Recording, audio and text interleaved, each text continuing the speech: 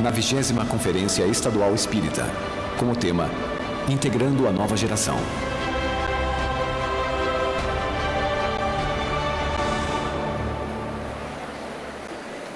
Boa tarde a todos os presentes, todos os internautas. Mais uma vez, nossos agradecimentos à Federação Espírita do Paraná pelo convite, a fim de que possamos, de alguma forma, contribuir com algumas reflexões em torno desta obra, a Gênese, nos seus 150 anos de lançamento.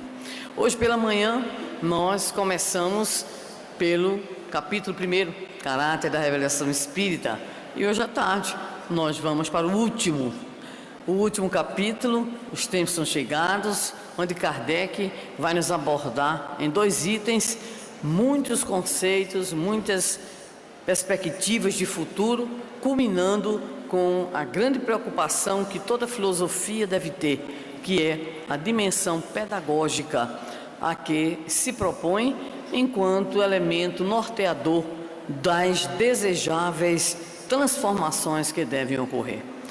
Portanto, Sinais dos Tempos e a Nova Geração, com destaque para essa última, são os 2 itens que encerram o quadro da chamada codificação espírita. E isso nos faz lembrar o que dizia o eminente filósofo e pensador norte-americano John Dewey, o primeiro filósofo das Américas, que o que deve caracterizar qualquer proposta filosófica é exatamente a preocupação pedagógica para que esta proposta, sob o ponto de vista da reflexão, da conceituação, da abstração, não se torne sem qualquer utilidade. Para que esta filosofia, para que este pensamento possam, de fato, ter ressonância, necessitam ser viabilizados através de uma proposta pedagógica que esteja comprometida com esses mesmos conceitos, com essas mesmas propostas. Assim, nós começaríamos por lembrar com Kardec, no capítulo 18, o último capítulo, no seu item 5, onde ele começa a refletir em torno do desenvolvimento ou do progresso que nós estamos vivenciando neste exato momento. Ele evoca inicialmente as grandes preocupações de determinados grupos de religiões, de denominações diversas, que veem na chamada possibilidade dos finais dos tempos, ou dos sinais dos tempos, verdadeiras transformações extraordinárias, que pudessem inclusive romper, vamos dizer assim, com a naturalidade das leis. Então Kardec nos acalma, dizendo que esses processos de transformação são processos que ocorrerão, como já estão ocorrendo, mas sem essas anomalias, ou sem esses ruídos, ou sem essas aparentes contradições para com a própria lei divina ou natural. E nos refere o prezado codificador que, de fato, estamos num momento que poderíamos denominar de certo amadurecimento da humanidade para enfrentar então uma transição à qual se referem muitos dos nossos autores, inclusive o Manuel Filomeno de Miranda, com grandes contribuições para a reflexão em torno do assunto.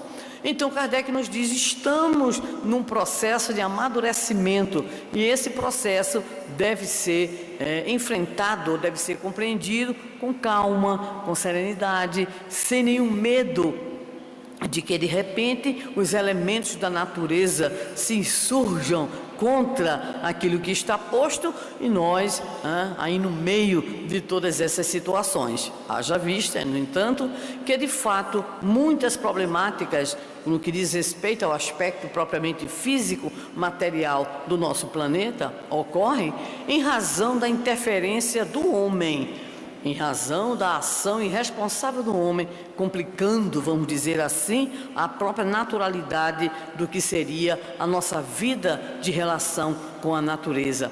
Com muita antecedência, em 1868, Allan Kardec como acontece em diversas áreas, já nos fala do nosso compromisso ambiental, chamando a atenção para a necessidade de termos uma atitude correta diante da nossa relação com a natureza. Mas ele inicia nos dizendo que nossa época está de fato designada para a realização de certas coisas, mas que essas coisas, elas não se dão de sobressalto, elas estão no chamado conjunto natural da marcha que estamos movendo desde que nos movimentamos aqui na Terra. O fio condutor de toda a argumentação, em especial do primeiro item do último capítulo, diz respeito à chamada lei de progresso.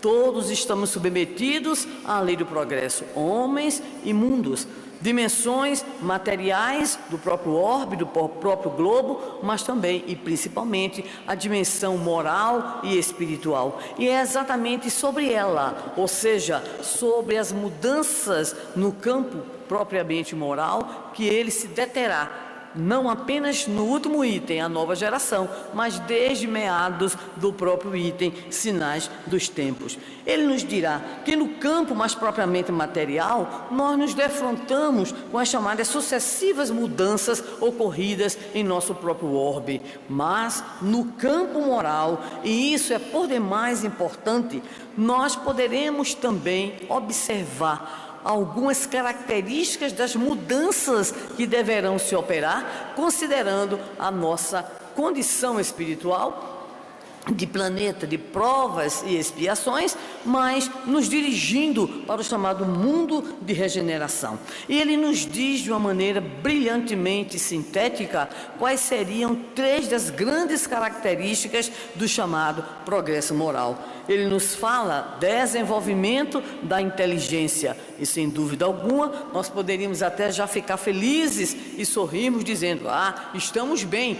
Mas ele coloca um segundo item, e o segundo item é desenvolvimento do senso moral. Aí a coisa já começa a complicar, não é? Porque nós já observamos aí, olhando por alto, sem nem sequer precisarmos de fato afunilar muitas pesquisas, as profundas dificuldades que temos no campo do preconceito, no campo da intolerância, da agressividade e tudo aquilo que hoje constitui uma sociedade globalizada, uma sociedade que cultiva a chamada cultura da morte, a cultura da violência, da intolerância e do desrespeito em qualquer área que nós possamos então imaginar. E o terceiro ponto que ele coloca em relação à identificação desse progresso moral é o que ele denomina abrandamento dos costumes. E isso nos faz estarrecer, porque conhecendo e acompanhando um pouco das movimentações sociais,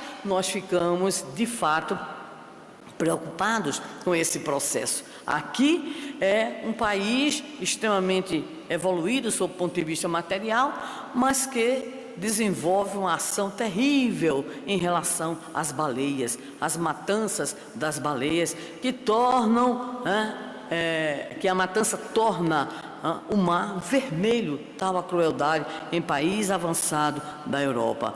Nós vamos trazer para o nosso Brasil, de modo muito específico, as torcidas organizadas, uniformizadas em diversas regiões do nosso país, na nossa própria cidade, onde após ou antes, ou durante ou após a chamada partida dos clássicos, nós temos que identificar o que é que está ocorrendo, quem morreu, quantas agressões aconteceram.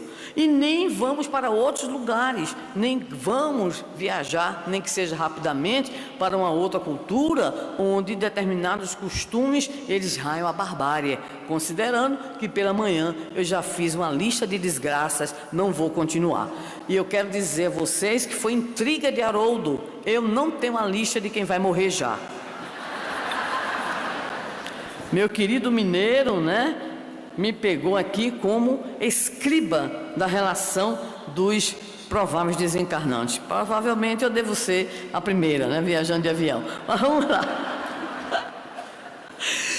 Nos diz Kardec, então, que esses 2 progressos, o material no orbe do planeta e o moral, eles vão acontecendo em paralelo, mas prestemos atenção quando ele fala de progresso moral. Tema este já devidamente explorado, muito bem explorado, na terceira parte do Livro dos Espíritos, das Leis Morais. Ele vai nos dizer que esse progresso moral, ele ocorre, né, de duas maneiras. Primeiro, uma maneira, um modo, né, lento, gradual e quase que insensível para nós. Quem aqui é da época dos Beatles e dos Rolling Stones, né? São poucas pessoas, claro, porque o pessoal é muito novinho, né? Mas lembra perfeitamente que naquela época, quando uma mulher ela pedia separação, era uma desgraça. Então imediatamente ela era apontada, ela recebia a pecha, né, de mulher, aí vinha a expressão separada. E o pior de tudo era a argumentação que vinha a seguir: se ele a deixou, é porque alguma razão tinha. Se pediu a separação, é porque a culpa é dela. E quantos de nós aqui não acompanhamos, nós da geração dos Beatles, dos Rolling Stones, não acompanhamos muito sofrimento de muitas mulheres, talvez até pessoas da nossa família, enfrentando essas situações e esses preconceitos. Então, hoje a coisa está muito melhor, né? A coisa está tão melhor e às vezes até estranha, que a turma já casa e diz assim: olha, a gente vai juntar as escovas de dedo, mas se não der certo a gente separa. Há uma mudança muitas vezes, não exatamente para o melhor que nós poderíamos almejar, mas há mudanças, isso não é mais problema nenhum. Mas no entanto, continua Kardec, há outro movimento do progresso que se dá por mudanças bruscas, e a cada uma das quais corresponde um chamado movimento ascensional mais rápido. E é exatamente este o momento que nós estamos vivenciando. Só que, para nós que somos muito imediatistas, que vivemos no chamado tempo fast, de tudo muito rápido, isso é diferente daquilo que eles entendem, que a espiritualidade entende e que passou para Allan Kardec como alguma coisa que está acontecendo já. O já deles é assim, dezenas de anos, mais de um século. Quando a gente, nessa vida louca que vivenciamos, a nossa experiência reencarnatória, muitos de nós aqui, nós queremos o já, daqui a pouquinho, daqui a alguns minutos, no máximo ainda em 2018. Então, é necessário entender que esses processos que envolvem não apenas pequenos grupos, famílias, indivíduos, mas que envolvem a humanidade, esse movimento ascensional é lento, tão lento que nós muitas vezes não conseguimos identificar. Mas existe, por parte da espiritualidade, orientando o codificador, existe uma maneira de identificar quando é que a gente vai chegar a esse progresso moral. Ali, no Livro dos Espíritos, na questão 1019, já temos os elementos de reflexão. Mas aqui está bem sintético e nos afirma o codificador. O progresso moral consiste em fazerem os homens que entre si reinem a caridade, a fraternidade, a solidariedade, que lhe assegurem o bem-estar moral. Então, já temos o resumo daquilo que seria o chamado progresso moral. Quando nós tivermos realmente a vivência da solidariedade, da fraternidade, da caridade, quando não mais existir entre nós os preconceitos variados que traduzem-se no nosso dia a dia como desrespeito, violência, agressividade, então nós estaremos alcançando o verdadeiro progresso moral. E aí, ao tratar da temática do progresso moral, Allan Kardec, como pedagogo, como grande educador, como uma criatura sensibilizada para a obra da educação e como criatura que entendeu que a doutrina espírita é eminentemente educativa, que mais tarde nosso Lins de Vasconcelos repetiria pela mediunidade do nosso Divaldo, vai nos asseverar que agora, diante dessa necessidade de progresso moral, já não se trata mais de desenvolver a inteligência, que vai se desenvolvendo num ritmo, podemos dizer assim, cadenciado, né? Natural. Surgem os problemas, lá está a razão para procurar resolver. Surgem interesses, lá está também a inteligência procurando cada vez mais encontrar respostas e caminhos. Então, o chamado progresso intelectual, ele opera-se naturalmente e recebe, inclusive, muitos estímulos. O problema agora nos assevera o codificador, é o progresso moral, é a educação moral. E nesse sentido, vai nos dizer Allan Kardec, o do que os homens mais necessitam é de elevar o sentimento. Então a perspectiva agora é outra, a necessidade agora é outra, e aí tudo o que excita no homem o egoísmo e o orgulho deve ser revisado, repassado e poderíamos dizer inclusive deve se tornar parte do nosso acervo lá de trás, que não mais alimentemos em nossas vidas pessoais, em nossas instituições sociais, o orgulho, o egoísmo, a vaidade, porque são essas três situações aquelas que nos fazem permanecer estacionários, ainda devedores de resoluções que atendam às profundas necessidades humanas. É isso que faz com que o famoso círculo do sofrimento se mantenha sempre ativo e sempre expandindo a sua abrangência. É preciso, assim, que haja a preocupação com o estado de bem-estar sociomoral. Curioso que muito antes de todas aquelas preocupações que vão surgir, em especial nos governos, que integraram a Segunda Guerra Mundial, a preocupação com o chamado estado de bem-estar, mas Kardec se antecipa, como sempre o faz, e muito antes nos fala da necessidade da evolução ou do progresso socio-moral, para que nós não tenhamos apenas uma sociedade que ostente as suas riquezas, que ostente os seus avanços tecnológicos, mas onde possa haver a segurança moral que ele insiste e nós insistimos, só poderá de fato ocorrer quando forem extirpados o egoísmo, o orgulho e a vaidade, cedendo então lugar à vivência da fraternidade, da solidariedade e da caridade. Então, é necessário que para isso algumas coisas surjam. Nós ficamos então logo preocupados, vamos então buscar de fato elevar o sentimento, vamos nos preocupar com esse processo de formação moral, de educação moral, mas o codificador virá em nosso socorro, nos dizendo algumas das estratégias que o plano maior da vida tem levado a efeito para nos ajudar. Nós temos a parte que nos compete, o esforço de autotransformação, os processos de educação, em especial da família, que tem, dentre as suas inúmeras funções, a principal função educacional. Mas seguida essa função educacional, à luz agora da visão espírita, da função eminentemente regenerativa, nós temos, no movimento espírita, devemos ter a preocupação de tornar todas as nossas atividades espíritas,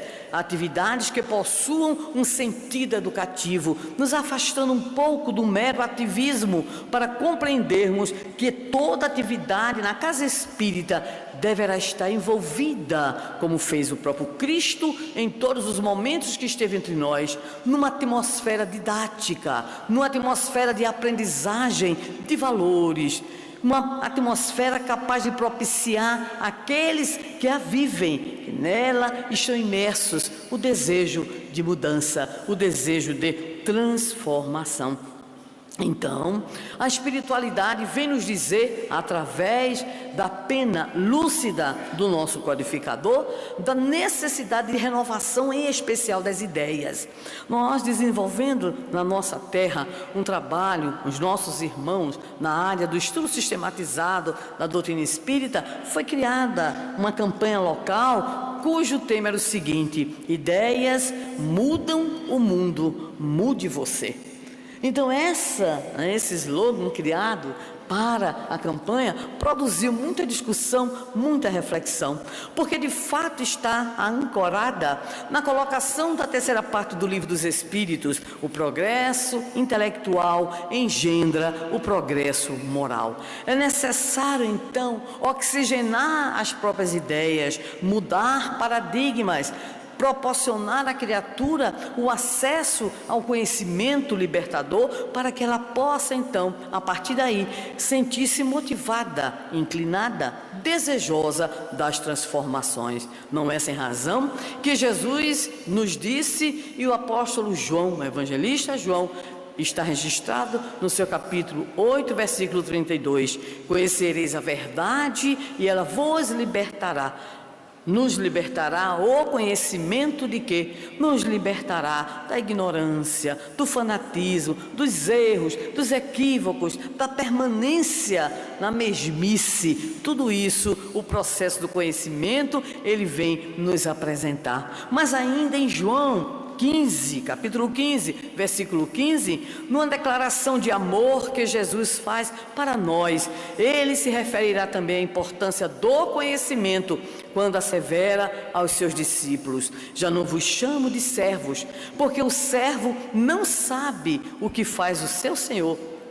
Chamo-vos amigos, porque tudo quanto sei do meu Pai vos revelei. Então Jesus é aquele que socializa o conhecimento, quando muitos até hoje usam o conhecimento para explorar, para oprimir, para dividir, para cessear, enfim, para desenvolver atividades, ações e estratégias que são contrárias aos ideais da fraternidade, da solidariedade, da concórdia e da paz. Então, nós vamos identificar agora, no segundo item, a nova geração, que Kardec nos traz uma informação muito peculiar do plano espiritual, nos dizendo que é necessário o surgimento então de um grupo, de uma geração de pessoas que tenham então outros referenciais, outro nível de conhecimento, pessoas que possam então fecundar uma transformação, pessoas que possam então, de alguma maneira, com as suas novas percepções, com a nova maneira como encaram a vida, elas oxigenarem a nossa própria vida social, propiciando então as transformações desejáveis para o nosso progresso moral. Por isso, ele inicia exatamente perguntando: como é que nós poderemos ter uma terra feliz, um mundo feliz? E ele vai dizer: só teremos uma terra feliz somente quando ela for habitada por espíritos bons, encarnados e desencarnados. Não é só encarnados e nem só desencarnados. Quando nós tivermos então um planeta constituído numericamente em especial e qualitativamente também, claro, formado por espíritos bons, encarnados e desencarnados, nós estamos então no caminho da construção dessa sociedade feliz. E aí vem a revelação. Vivenciamos, assevera Allan Kardec, neste momento. Observe que o neste momento era 1868, né? Já são 150 anos, né? Eu sempre digo que é um problema o tempo, nós não conseguimos realmente nos entender um pouco em relação a isso. Mas vamos lá, nos diz então Allan Kardec: está chegado o tempo em que ocorre uma imigração de espíritos. Opa, o que foi que aconteceu, o que é que está acontecendo e o que é que vai acontecer. Por isso muita gente, quando viu a programação da conferência, deve ter perguntado: mas que tema estranho esse da Sandra, né? Integrando a nova geração. Sim, daqui a pouco a gente vai ter a resposta em relação a isso, né? Porque só temos dois caminhos: ou a gente entra no bonde ou a gente sai do bonde, né? E a gente vai ver que sair do bonde é muito complicado. É melhor a gente fazer um esforço para estar no bonde, para estar nessas fileiras da chamada nova geração. Muito bem, então Kardec começa nos dizendo que esse tempo é chegado, mas que se nós olharmos agora, quem somos nós? Quem são os habitantes? Qual a população que está vivenciando essa experiência terrena? Ele vai nos dizer que nós temos um grupo, prestemos atenção, o grupo dos que praticam o mal pelo mal. É a turma que é ruim mesmo. E ainda diz assim: quem quiser gostar de mim, goste como eu sou, tá? Eu sou assim, eu nasci assim, cresci assim, vou morrer assim, né? Então, tem a turminha, e aí o que é que vai acontecer? Ele já nos diz, esse grupinho, que pode nem ser um grupinho, pode ser um grupão, né? A gente não tem também muitas, vamos dizer assim, facilidades de compreender esses quantitativos, né? Então ele vai dizer, quando de fato essa mudança, essa transição, esse momento cíclico, ele estiver acontecendo, o que vai acontecer é que vai ter a turma dos exilados da terra. Os exilados da terra, né? A turma que vai, tchau e bênção. E alguém pode, que a gente sempre tem entre nós quem pensa assim, mas que coisa horrível, deixa os bichinhos. Já se vê que é do Nordeste, né? Então deixa o bichinho, é ruinzinho, mas quem sabe não melhora. Mas aí vem a voz da sabedoria que diz, melhora, mas em outro canto. Melhora, mas em outro local. Vai levar para outras experiências ou para raças um tanto quanto mais simplificadas, né, da própria Terra, ainda que ainda existirão, ou então para outros planetas, como aconteceu com os famosos exilados, né, de Capela, conforme o nosso Emmanuel nos apresenta na obra A Caminho da Luz. E aí eles irão fazer o quê? Primeiro, expiar o endurecimento de seus corações. Pronto. Opa! Mas vão ajudar também. Vão ajudar porque possuem conhecimentos, porque poderão intelectualmente, né, subsidiarem também o progresso intelectual, né, dessas raças e dessas experiências em outros orbes. Então, nos afirma de modo categórico agora Allan Kardec, nos preparando para a informação que vai surgir daqui a pouquinho. Então diz-nos ele, a Terra não se transformará por meio de um cataclismo que de repente aniquile uma geração. Por sinal, não foi nem na área religiosa, foi na área mesmo, né, dos companheiros, estão dizendo por aí que vem umas tsunami, né, e como sempre o pessoal adora o Nordeste, né? Aí já foram dizendo que Recife, aí, João Pessoa, Aracaju, eu então, quando saiu a informação, os grupos aí, eu liguei para meus irmãos e disse, podem ir para Natal. E eles perguntaram por quê? Eu disse, não aparece na lista. Não aparece na lista. Então, o que ocorre? Não vai acontecer isso. O que é que vai acontecer? Embora possa acontecer. Estão aí dizendo que vai acontecer muita coisa. Tudo bem, né? Vamos esperar. Aliás, né, o clima absolutamente enlouquecido, né? Eu estou com a impressão de que Antônio Conselheiro lá atrás está certo. O sertão vai virar mar e o mar vai virar sertão. Não virou sertão, mas choveu granizo um dia desse. No sertão de Pernambuco, meu Deus do céu, e o povo está esperando ainda o fim dos tempos, né? Pelo menos a letra F já chegou, né? Muito bem, vamos lá. Então, o que é que ele nos diz? Uma parte desses espíritos, né? Então, tchau e bênção. Os que praticam mal pelo mal, os renitentes, a gente vai dar daqui a pouco as características que ninguém aqui vai se identificar, nem aqui, nem os que nos acompanham virtualmente, né? Então, há uma informação de que uma parte desse grupo não mais reencarna na Terra. Ou seja, quando a gente se horrorizar, né, que de repente aquele homem velho, aquela mulher velha, aquela criatura velha em nós surgir, a gente diz assim, vocês não voltam. Se Deus quiser, vocês sigam, vão em paz, né? Vão em paz. Então essa é uma parte, mas aí, muito bem, vai sair, sai esse povo, e agora? Foi o que aconteceu. O que é que vai acontecer? Kardec vai nos dizer, virão, Opa, coisa boa! Virão no seio das populações espíritos mais avançados e propensos ao bem. Pronto. Ai, que coisa boa, né?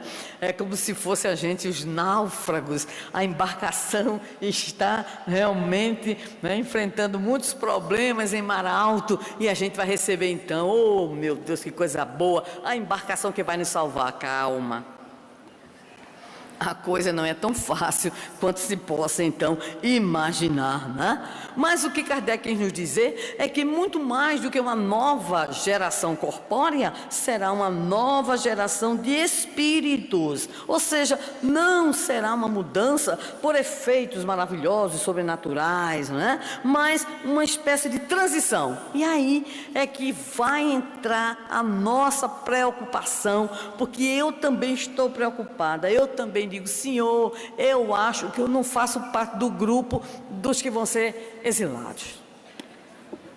Eu erro, Senhor, erro, mas eu erro às vezes até tentando acertar, como dizia Paulo, né? Então a gente comete equívocos, sim, a gente se acomoda muitas vezes também, Senhor, mas não estamos exatamente dentro das chamadas características dos espíritos retardatários. E agora, como é que fica? Nos diz Allan Kardec em Socorro, está havendo uma transição. Nós temos a velha geração e a nova geração se confundindo. Está aí tudo junto e misturado. Tudo junto e misturado. E aí, como é que a gente vai fazer a distinção? Porque nós temos muitas dificuldades de classificar, muitas dificuldades de ter clareza. Muitas vezes o vovô, a vovó, recebe aquele netinho, é uma peste, né? A criancinha é uma pestinha reencarnada. Aí vovô, ou vovó, ou titio, ou papai, ou mamãe, enfim, qualquer um que seja, mas que menino esperto. Cuidado. Cuidado, você não sabe quem está ali. Como Jesus disse a Nicodemos, não saber de onde vem, nem para onde vai, né? E se veio do 2 brau, do 3 brau, né? Das trevas, como é que fica? E a gente achando tudo lindinho, que coisa linda, que menina sabida, mas que menina inteligente, é minha sobrinha, minha filha, minha neta, né? Porque a gente não tem os elementos realmente de julgamento.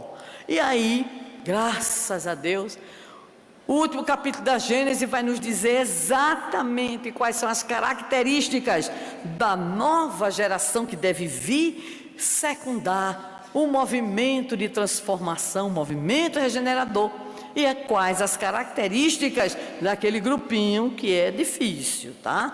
Mas não fiquem tristes, não se apavorem, porque tem uma luz no fim do túnel, se alguém se identificar com o grupinho que está com passaporte carimbado. Calma. Vamos para as características dos espíritos atrasados, refratários. Começa, revolta contra Deus. Não tem ninguém aqui com isso. Ninguém que nos ouve, ninguém, né? Não aceitam a existência de um poder superior. Segunda característica interessante, propensão instintiva para o que é ruim. Aí lá vem, paixões degradantes, sentimentos antifraternos. Cuidado, talvez aqui a gente se encaixe.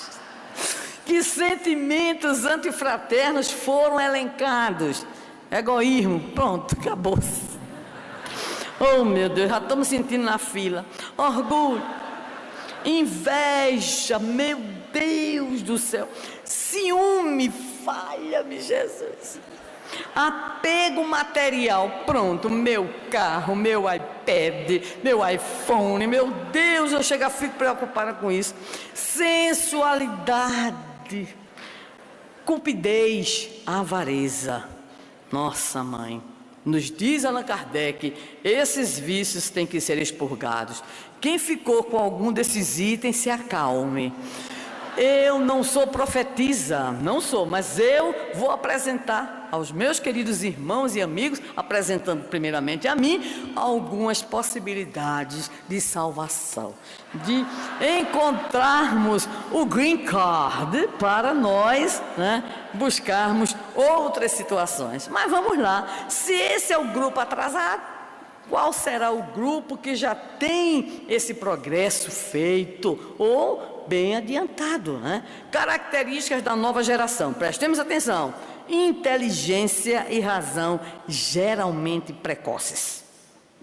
Quem tem curiosidade, entra aí nessa internet da vida, consulta o Pai Google, e o Pai Google vai mostrar um monte de crianças, 3 anos, violinista, 4 anos tem uma britânica, linda, maravilhosa, pianista. Aos 6 anos fez uma ópera, né? Compôs uma ópera. Alguém foi dizer para ela: você é uma Mozart. Ela olhou bem malcriadinha e disse: Mozart nada, eu sou a alma.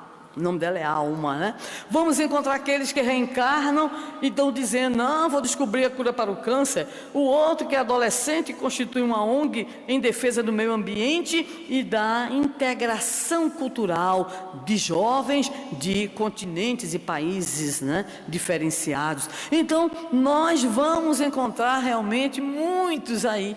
Nós temos um grupo imenso. Hoje aparecem, recebi recentemente um danado de um galeguinho do Uzbequistão, que aos 7 anos de idade já era maestro e diretor da orquestra estudantil do Uzbequistão. Eu não consigo tocar nem bumbo. Achei que o triângulo era fácil. Quem disse, meus irmãos? Eu desisti na segunda aula, meu pai do céu, não tem jeito. Então, inteligência e razão, geralmente precoces. Aí tem muita gente que se entusiasma. Ai, mas que inteligência! Cuidado. Tem um outro grupo também que Kardec não fala aqui, mas que já foi identificado. Já existem grupos de estudo em diversas universidades brasileiras, inclusive no Ministério da Educação, que é exatamente são voltados esses grupos para estudar crianças extremamente inteligentes, precocemente inteligentes, mas completamente destrambelhadas, sob o ponto de vista emocional e moral. Então, esse povo não é da nova geração não, tá? Não é, tá? É apenas espírito inteligente reencarnado. Porque, continuando com a caracterização da nova geração, nós temos, prestemos atenção, segundo item, sentimento inato do bem. Então, não tem nada de ficar atacado porque é inteligente, não é isso não. Então, tem a inteligência precoce, né, geralmente precoce, mas tem sentimento inato do bem. E tem crenças espiritualistas inatas. Olha, 3 características. Portanto, quando nós entrarmos nas nossas crises de abestalhamento agudo, diante dos nossos filhos, sobrinhos, netos, né? Que possamos olhar as criaturinhas que nos seduzem, que nos fascinam e que nos enceguecem e digamos assim: vamos esperar, vamos dar tempo para ver se é somente graça, se é somente, né, o fato de serem inteligentes, ágeis, impressionantes, né, nesse ponto de vista. Mas vejam bem, quando Kardec, então, ele apresenta as 2 características, dissemos há pouco, nós entramos em constrangimento, porque de alguma forma, nós vamos dizer: não sou da nova geração, e agora fiquei no outro grupo. Como é que eu fico? Será que eu tenho alguma chance? E a resposta do qualificador é: tem. Não disse que ia trazer uma boa notícia? Né? A boa notícia é: nós temos chance sim. Nós temos condições de integrarmos o grupo da nova geração. Então, nos diz o texto, a nova geração não se comporá exclusivamente de espíritos eminentemente superiores. São espíritos, claro, esses que virão, que já possuem progresso, mas já existe também a chance de que essa nova geração, as suas fileiras sejam ampliadas pela presença de espíritos que desejam se melhorar. Pergunta, quem não quer calar, quem quer se melhorar, levante a mão. Vixe Maria, aqui a gente fica meio cego, mas o negócio ficou feio, viu? Olha, cuidado com o carimbo, cuidado com o passaporte. Então, nós que estamos aqui neste final de semana, nós que estamos acompanhando virtualmente a 20ª conferência, é claro que nós temos o desejo do bem. É claro também que temos as nossas dificuldades, que carregamos conosco o peso das nossas imperfeições, que trazemos viciações, defecções morais. É natural, isso faz parte ainda do nosso processo de evolução. Mas há uma característica que poderá nos assegurar sair desse segundo grupo dos espíritos retardatários, atrasados, e fazermos a nossa inscrição para a gente ser aceito no grupo da chamada nova geração. É uma luta pela mudança das nossas predisposições morais, ou seja, é a nossa abertura ao processo de crescimento, de transformação, ou usando uma expressão muito própria no nosso movimento espírita, é estarmos de fato preocupados com a nossa reforma íntima. Então a nossa esperança, meus queridos amigos e irmãos, é que nós poderemos evitar o nosso exílio, mas para isso nós temos que fazer um esforço. Para isso nós temos, em primeiro lugar, que observar o mal, a imperfeição manifesta em nós. O que é que nós estamos fazendo do conteúdo que recebemos? O que é que nós hoje estamos buscando em termos de escolhas a partir de todo o volume, conforme dizíamos pela manhã, de informações que temos trazidas, essas informações pela doutrina espírita, o Consolador Prometido. Mas Allan Kardec, percebendo que nós temos o hábito das polaridades, dos pensamentos extremos, ele vai nos orientar para o seguinte: existe de fato aquele que pratica o mal pelo mal. No entanto, existe aqueles que se atrasaram, prestemos atenção, que nós estamos nisso. Primeiro, porque cederam ao chamado arrastamento das circunstâncias e dos maus exemplos. Então, muitos, na verdade, nos informa o codificador, estão esperando muito mais a oportunidade de ressignificarem as suas próprias vidas. Muitos precisam muito mais de bons exemplos, de uma família ajustada, de uma obra filantrópica, sociomoral, que o nosso movimento espírita tem tantas, para proporcionar àquelas criaturas a oportunidade do contato com uma experiência positiva, com valores de profundidade. Quantos não precisam, diria Allan Kardec, apenas de um bom cultivo, para o quê? Para proporcionarem ou para produzirem bons frutos. Então, há uma expressão muito curiosa usada pelo codificador, diz nesses, ou seja, os que não são exatamente maus porque querem o mal, são os que cederam ao arrastamento das circunstâncias e aos maus exemplos, né? Ou seja, mais paixões e mais influências. Nele usa uma expressão muito interessante: nestes a casca é pior do que o miolo. Então, muitos possuem o jeitão, aparentemente eles são violentos, aparentemente são intransigentes, mas com todo o investimento de amorosidade, com todo o investimento de educação, de instrução, de formação, então nós poderemos de fato ter um outro perfil, poderemos alcançar então outras oportunidades. Dizíamos hoje pela manhã que a reencarnação é um processo pedagógico utilizado por Deus a fim de que possamos atingir o nosso progresso, a nossa evolução. Nós poderíamos situar então 3 grandes processos da pedagogia divina. Primeiro, o encarnar. Nós precisamos encarnar, estar na carne, na experiência corpórea, porque fomos criados simples e ignorantes, precisamos dessa experiência. Nós precisamos reencarnar para a expiação, para o melhoramento progressivo, para o reajustamento. E aí nós vamos encontrar o terceiro elemento, que é desencarnação.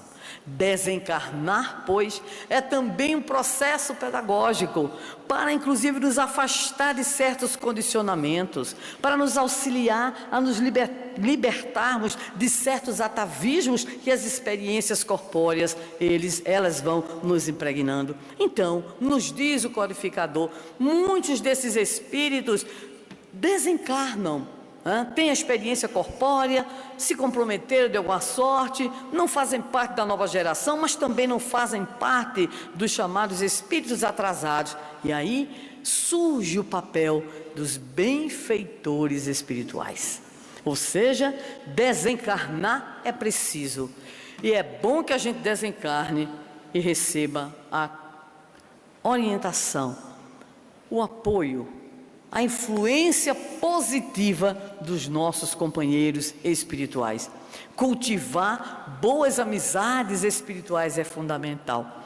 Cultivar a ação mental positiva, nos integrarmos às fileiras das operações ou das ações beneméritas é fundamental. Lutarmos interiormente no nosso processo de melhoria. Isso vai nos assegurando, nos informam Livro dos Espíritos, Livro dos Médiuns, a simpatia dos benfeitores espirituais.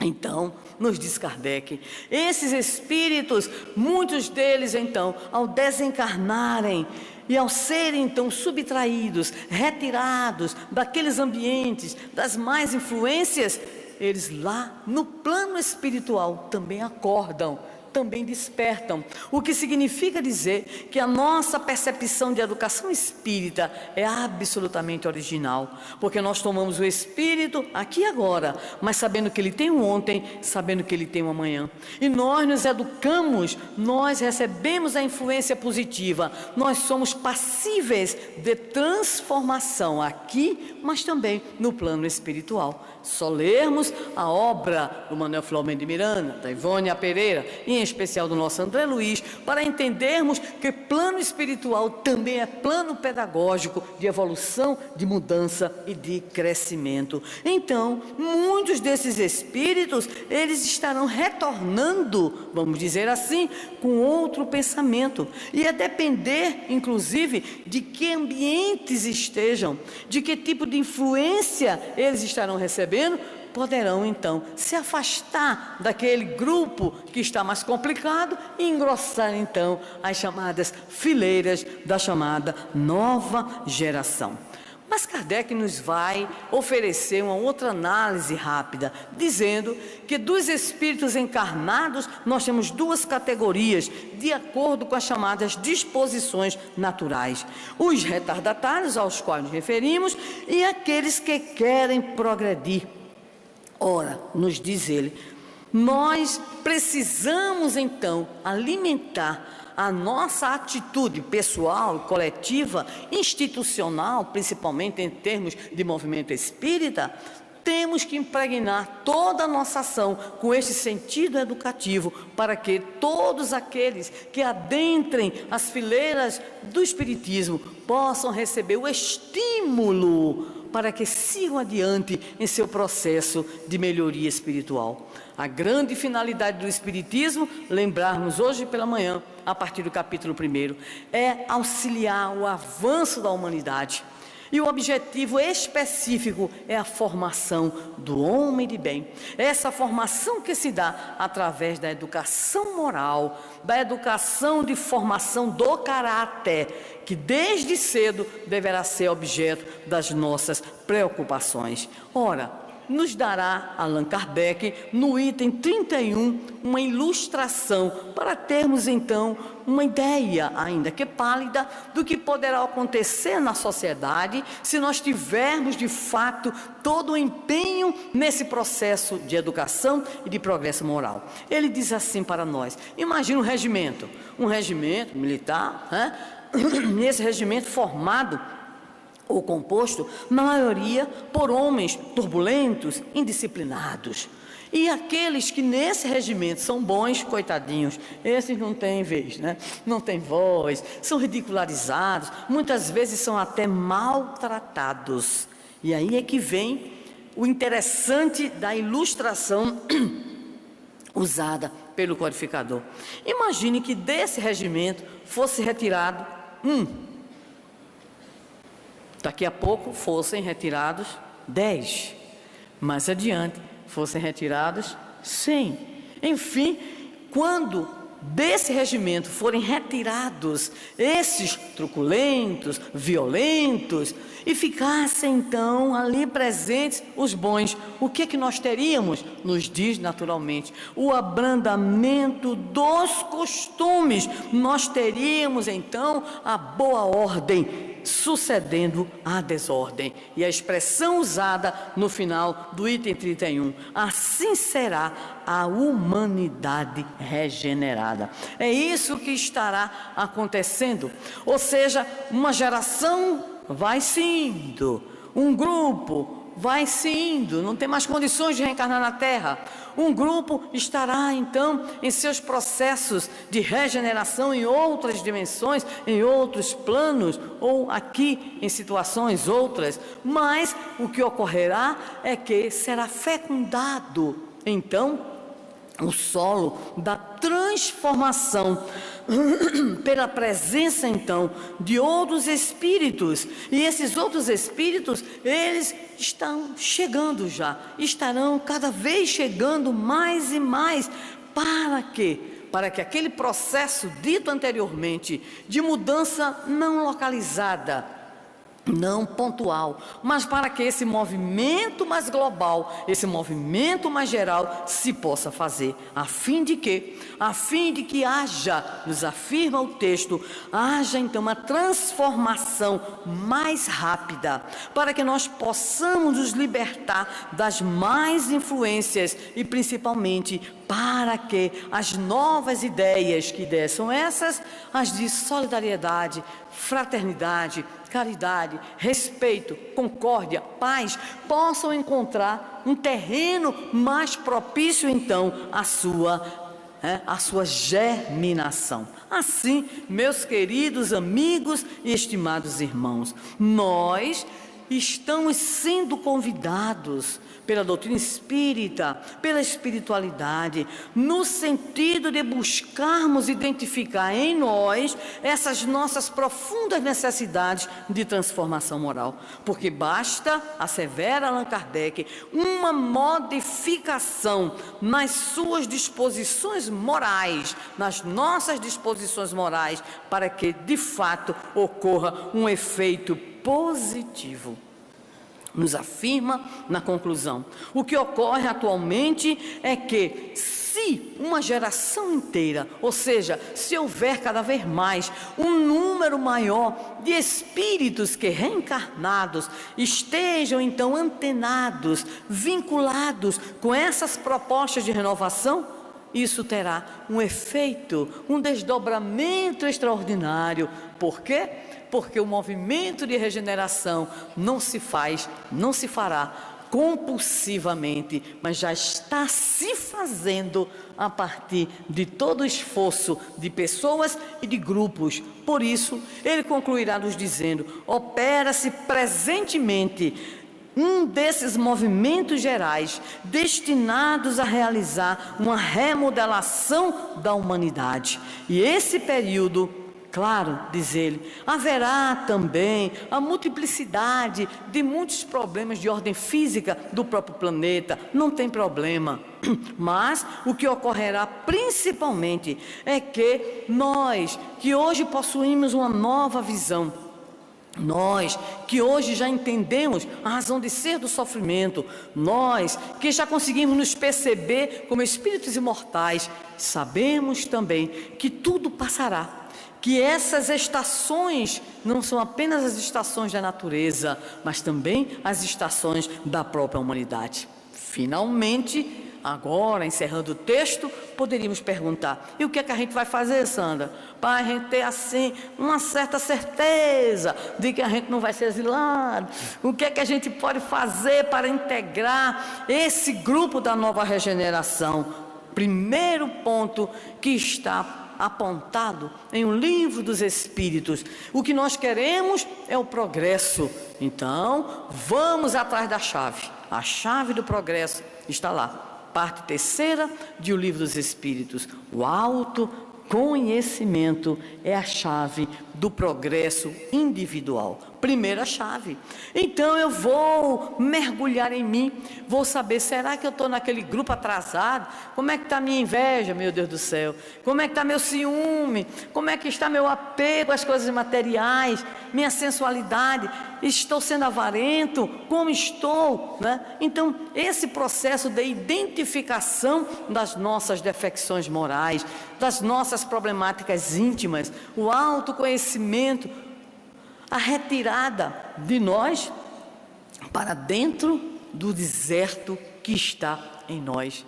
O deserto do autoencontro, para que através desse autoencontro possamos identificar não apenas as nossas pequenas conquistas, mas identificar também, como nos diria Cérebre, terapeuta, psicoterapeuta, psicóloga e teóloga alemã Hannah Wolff, sempre citada pelo nosso querido Divaldo, é preciso identificar a nossa sombra interior, a sombra que faz com que tenhamos a resistência a mudanças, a sombra que faz com que tenhamos sempre uma atitude de justificar o nosso erro.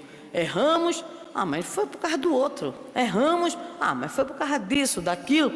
E aí, enquanto nós nos demoramos na sombra e na resistência, não conseguimos desenvolver esse poder da alma, essa virtude da alma que Deus nos deu, chamada vontade. Se essa vontade não for alimentada por nós, no sentido da coragem, a coragem do autoencontro para a coragem de operarmos as mudanças via a nossa vontade, sem isso nós estamos comprometidos e não temos lá muita certeza de que estaremos nesse processo, ali nas fileiras da chamada nova geração. Construção, finalmente, de uma personalidade moral, com base na programação estabelecida pelo Evangelho. E nós poderemos ter muita clareza sob o ponto de vista prático das situações reais, práticas. É só abrirmos o capítulo 17 de O Evangelho segundo o Espiritismo e lermos a página O Homem de Bem, que já dissemos em outras oportunidades, às vezes nos dá uma certa depressão, às vezes nos dá uma certa inquietação, porque a gente começa a ler e são um pouco mais de 20 itens, e quando acaba, Kardec diz assim: acima não estão elencadas todas as virtudes do homem de bem. Aí a gente tem vontade de morrer, né? Mas quem estiver cumprindo isso está no caminho. Mas para dar o famoso tiro de misericórdia, a página seguinte, o item seguinte, os bons espíritas, aí ele chorar mesmo. Se você teve vontade de chorar quando lê o Homem de Bem, quando lê os bons espíritas, você se derrama em lágrimas, porque diz assim, né, que o bom espírita, ele tem que apresentar aquelas características, porque esse é o caminho que o Espiritismo nos conduz.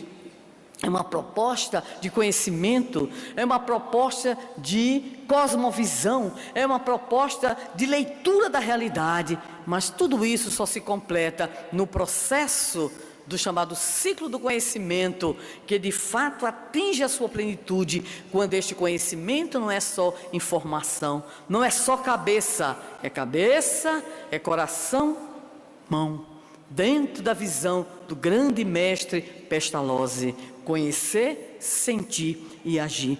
Então, o movimento espírita, nos diz o Espírito Emmanuel, numa mensagem que foi ditada por ele a Chico Xavier em 1939 para uma equipe que estava assumindo a diretoria de uma instituição espírita. Ele, Emmanuel, dizia que é muito bom que floresçam os núcleos de assistência, os núcleos de estudo no movimento espírita, mas que jamais aquela diretoria, e fica para nós jamais esqueçamos a dimensão ou o sentido eminentemente educativo que a doutrina espírita tem nas nossas vidas. Por isso, meus queridos amigos e estimados irmãos, estamos todos convidados a integrar a nova geração. E essa nova geração, ela já poderá iniciar em nós a sua atividade, a sua ação, no nosso processo de autoconhecimento, no combate incessante que deveremos operar em nós, no que diz respeito às nossas más tendências, às nossas más inclinações. Nós integraremos sim a nova geração, quando tivermos a certeza de que Jesus, no dizer da nossa Amélia Rodrigues, na mensagem belíssima, publicada inclusive pela FEP também, de retorno, a mensagem de Amélia Rodrigues, psicografia de Divaldo Pereira Franco, Jesus não desistiu de nós. Nós que um dia ouvimos, talvez, as suas palavras no lago de Genezaré, nós que talvez tenhamos tido a oportunidade de ouvir os seus próprios discípulos também disseminando a mensagem de luz e de libertação da Boa Nova, e em dado momento talvez nós sejamos parte daquele grupo que se entusiasmou, daquele grupo que desejou e que disse na intimidade: eu te seguirei, Senhor.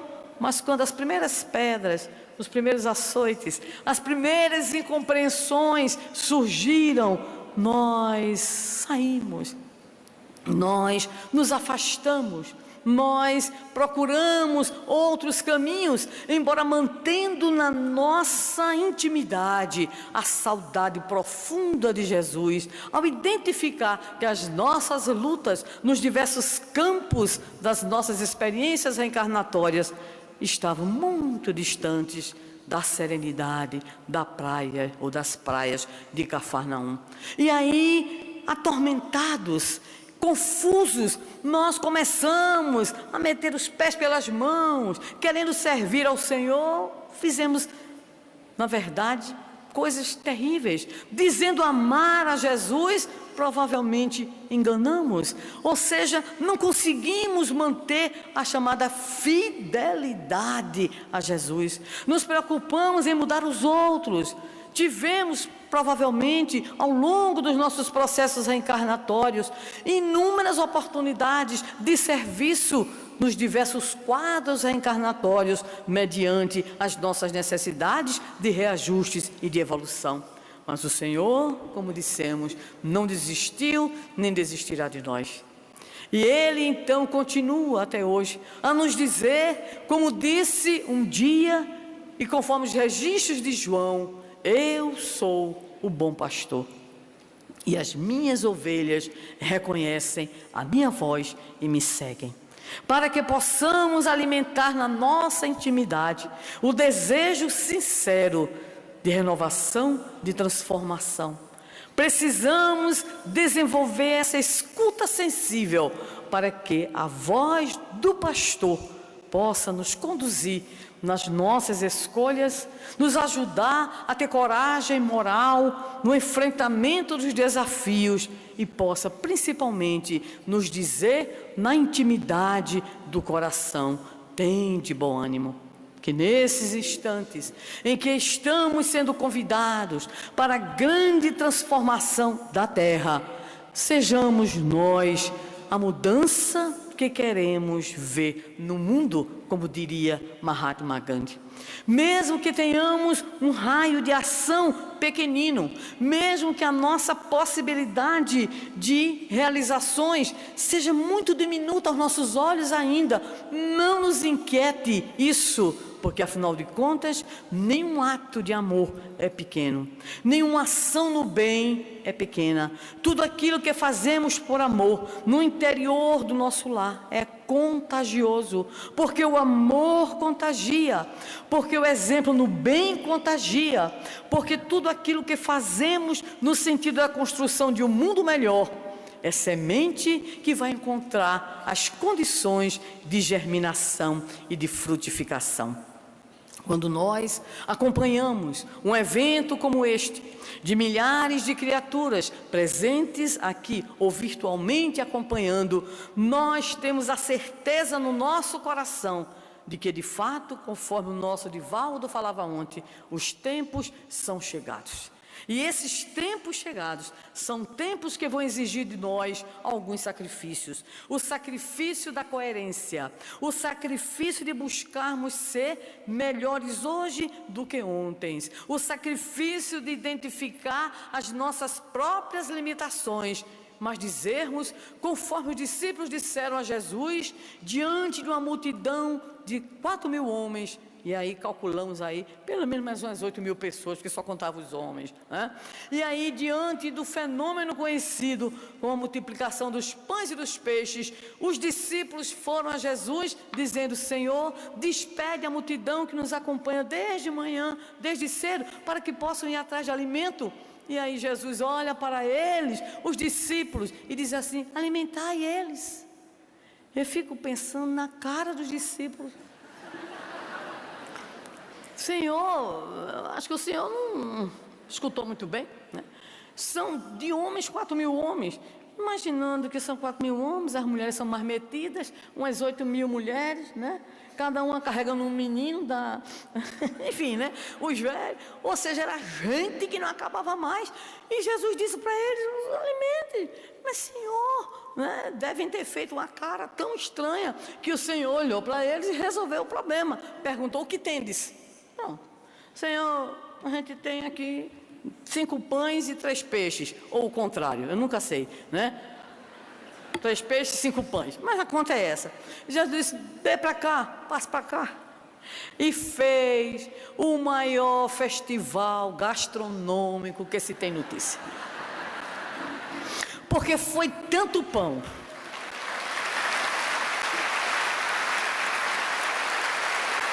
foi tanto pão, foi tanto peixe, que sobraram cestos e cestos. Aí tem um pessoal que pergunta assim: e o que foi feito com esses cestos? A turma do contra. E a gente diz: o pessoal levou para casa, repartiu, fez o farnel, né? Aquilo que a gente sempre faz nos aniversários. E daí um pratinho, né? Levaram os pratinhos. Então, nós queríamos encerrar a nossa participação agradecendo a FEP, a vocês, aos internautas, com esta imagem. Que nos momentos mais difíceis das nossas dúvidas, o Senhor compareça junto ao nosso coração, perguntando assim: o que tendes? O que tens? E quando nós dissermos a Ele: Senhor, nem pão e nem peixe, Senhor, eu tenho aqui, né, uma coisinha aqui, como é o nome daquele prato daqui? Eu tenho um barreado, um churrasco, uma carne de sol, um pedacinho de picanha, não interessa.